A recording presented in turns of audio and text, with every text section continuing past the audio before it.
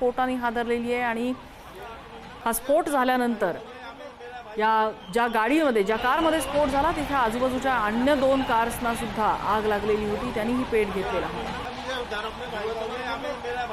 ज्यावेळेला स्फोट झाला त्यावेळेला या परिसरात काहीसं गोंधळाचं वातावरण होतं, कारण हाय सिक्युरिटी असा हा एरिया आहे।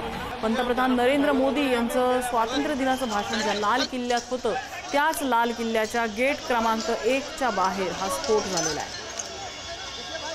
इथे अंडरग्राउंड मेट्रो स्टेशन आहे, इथे शिवपार्वती मंदिर आहे, त्याचबरोबर इथे शिखांचं धर्मस्थळ आहे आणि हे सगळं पाहता हा अतिशय गर्दीचा आणि अतिशय संवेदनशील असा भाग आणि त्या ठिकाणी असा स्फोट होणं साहजिकच हादरवणार आहे। या स्फोटात काही जण जखमी झाल्याची सुद्धा माहिती मिळते। या घटनेचे आता हे काही व्हिडिओ समोर यायला लागलेले आहेत। बचे 3 गाड्यांचा स्फोट झालेला आहे, मात्र या स्फोटाची तीव्रता एवढी होती की आपण आजूबाजूला बघितलं तर काही गाड्यांना मोठं नुकसानही या आगीमुळे झालेलं आहे।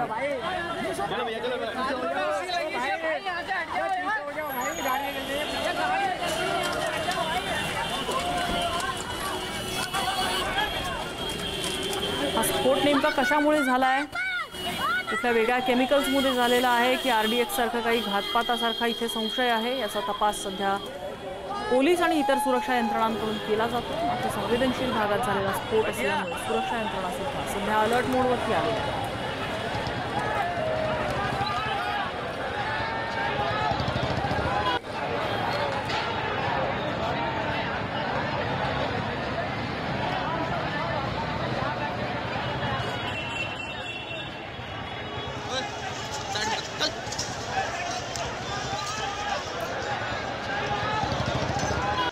तीन कार चक्क या ठिकाणी पेटलेल्या होत्या, त्यामुळे संपूर्ण परिसरात धुराचं साम्राज्य होतं आणि हा स्फोट इतका मोठा होता की फक्त या 3 गाड्याच नव्हे तर तशा आजूबाजूला पार्क असलेल्या कार्सचं सुद्धा मोठं नुकसान झालेलं आहे। काही गाड्या जर आपण बघितल्या या व्हिडिओमधल्या तर त्या गाड्यांना डेंट आलेले आहेत, काहींच्या काचा फुटलेल्या आहेत। या स्फोटाची एवढी मोठी तीव्रता होती आणि त्यामुळे साहजिकच इथे भीतीचं काहीसं गोंधळाचं वातावरण आहे। सुरक्षा यंत्रणा सुद्धा इथे पोहोचल्यात, आग नियंत्रणात आणण्यात आलेली आहे आणि पुढील तपास सुरू आहे। हा स्फोट नेमका कशामुळे झालेला आहे हे फॉरेन्सिक तपासणीनंतरच स्पष्ट होणार आहे।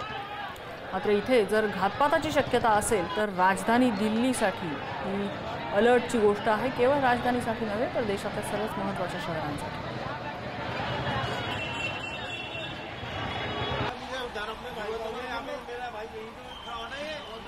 6:45 हा कारमध्ये स्फोट झाला आणि 3 कार्सनी पेट घेतलेला होता आणि त्यानंतर अग्निशमन दल त्वरित या ठिकाणी पोहोचलं, त्यांनी या कारची आग नियंत्रणात आणली।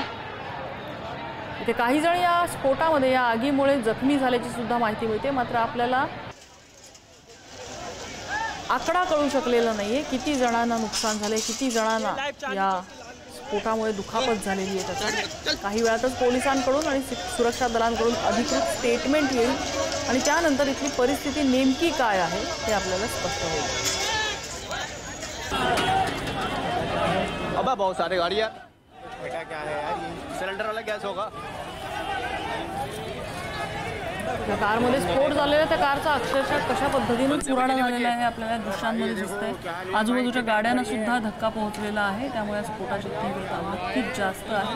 मात्र हा स्फोट कशाचा होता हे स्पष्ट होत नाही। ई-व्हेकलची बॅटरी की CNG किट की घातपात, या सगळ्याच शक्यता आता सुरक्षा यंत्रणा ताडून पाहतात।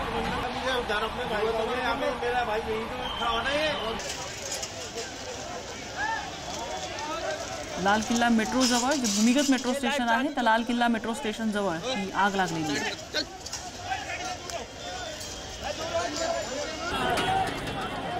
संध्याकाळची गर्दीची वेळ असल्यामुळे अनेक लोक या भागामध्ये होते, त्यामुळे काही जण स्फोटामध्ये जखमी झालेले आहेत। आपल्याला आकडा कळू शकलेला नाहीये किंवा त्यांना किती दुखापत झाली याची तीव्रताही आपल्याला कळू शकलेली नाहीये। मात्र काही वेळातच पोलिसांकडून अधिकृत स्टेटमेंट येईल आणि नेमकं काय घडलंय, कशामुळे घडलेलं आहे, किती नुकसान झालेलं आहे याचा अंदाज आपल्याला